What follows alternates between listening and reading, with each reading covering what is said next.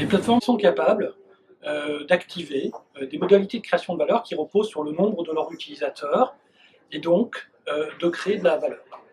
Elles ont la capacité également d'étendre les marchés en mobilisant des ressources qui étaient souvent hors marché, que ce soit des travailleurs ou des biens.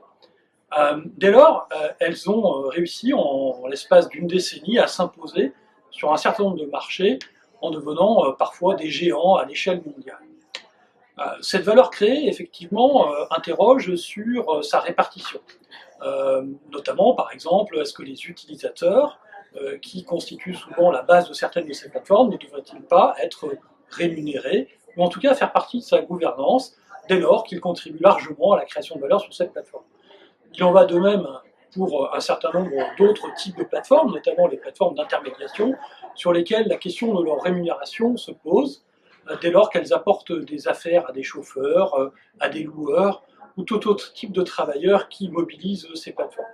Et donc en même temps qu'elles créent de la valeur pour ces utilisateurs, elles créent aussi de la valeur pour les offreurs, la question étant sa juste répartition entre ces différents acteurs.